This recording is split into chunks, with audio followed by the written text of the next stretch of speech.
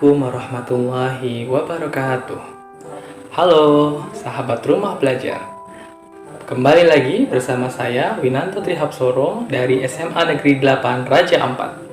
Kali ini saya akan membawakan video pembelajaran tentang pertumbuhan dan perkembangan pada tumbuhan. Sebelum itu, mari kita saksikan video yang berikut ini.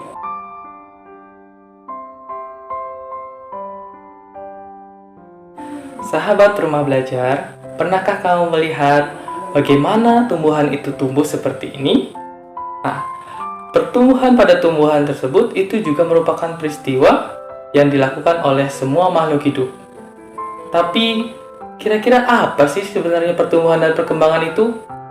Kemudian, bagaimana cara mengoptimalkan pertumbuhan dan perkembangan pada tumbuhan agar menjadi lebih baik? Dan bagaimana faktor internal dan eksternal yang mempengaruhi pertumbuhan dan perkembangan.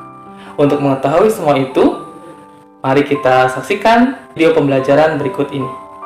Benar, seperti yang dikatakan video tersebut, bahwa pertumbuhan adalah peristiwa bertambahnya jumlah sel, volume sel, dan juga massa sel. Pertumbuhan memiliki beberapa ciri-ciri.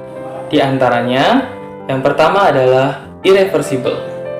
Irreversible itu berarti tidak dapat kembali ke semula.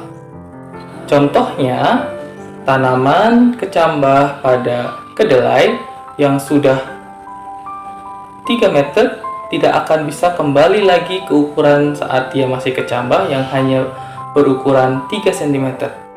Itulah sebabnya sifat atau ciri pertama pada pertumbuhan adalah irreversible atau tidak dapat kembali ke semula. Ciri yang berikutnya adalah itu bersifat kuantitatif. Kuantitatif itu maksudnya adalah dapat diukur. Bahwa saat kita mengukur kecambah pada kedelai yang setinggi 10 cm dengan penggaris, maka itu berarti bahwa kecambah tersebut dapat terukur sejumlah 10 cm. Sahabat rumah belajar, setelah kita mengetahui tentang pertumbuhan, maka yang berikutnya adalah tentang perkembangan. Perkembangan adalah proses atau peristiwa menuju kedewasaan, di mana perkembangan memiliki beberapa ciri. Ciri-cirinya yang pertama adalah reversible. Reversible itu berarti dapat kembali ke semula atau dapat terulang kembali. Sebagai contoh, tanaman durian yang sudah pernah berbunga dan berbuah pada suatu musim akan dapat kembali berbunga dan berbuah pada musim berikutnya. Ciri yang kedua adalah kualitatif. Kualitatif di sini maksudnya adalah sulit diukur atau tidak dapat diukur dengan menggunakan alat ukur. Dalam hal ini, yang dimaksudkan adalah tidak berhubungan dengan angka. Sebagai contoh, buah mangga yang sudah besar dari biji itu dapat berbuah dalam waktu beberapa tahun.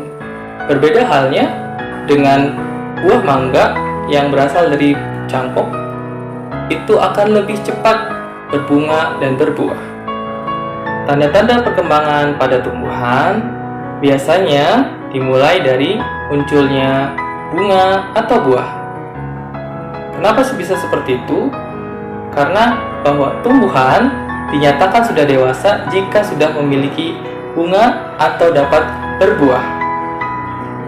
Sedangkan pada hewan dan manusia, tanda-tanda perkembangan adalah di mana sudah muncul gamet atau sel kelamin, di mana untuk yang jantan atau yang laki-laki itu munculnya sperma, dan kemudian untuk yang betina atau yang perempuan bagi manusia itu munculnya ovum.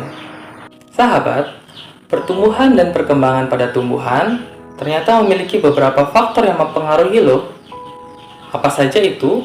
Yang pertama adalah faktor internal. Faktor internal adalah faktor yang muncul dari dalam tumbuhan tersebut. Sebagai contohnya, faktor internal yang pertama adalah gen. Yang kedua adalah hormon pada tumbuhan. Hormon pada tumbuhan itu ada beberapa macam. Ada stokinin, ada auksin, ada giberelin, ada gas etilen, ada asam absisat, ada traumalin, dan juga kalin. Semua itu adalah hormon-hormon yang mempengaruhi pertumbuhan pada tumbuhan. Sedangkan faktor eksternal adalah faktor yang mempengaruhi tubuh tumbuhan yang berasal dari luar tubuh tumbuhan. Apa saja itu? Yang pertama, ada air. Yang kedua, ada nutrisi. Yang ketiga, ada suhu. Yang keempat, ada cahaya. Yang kelima, ada pH. Dan yang keenam, ada kelembapan. Semua faktor itu dapat mempengaruhi pertumbuhan pada tumbuhan. Sahabat, demikianlah materi pembelajaran yang bisa saya sampaikan hari ini. Semoga bisa bermanfaat untuk kita semua. Dengan portal Rumah Belajar, kita dapat belajar di mana saja, kapan saja, dengan siapa saja. Wassalamualaikum warahmatullahi wabarakatuh. Salam Rumah Belajar. Salam sehat dan tetap semangat. Sampai jumpa lagi.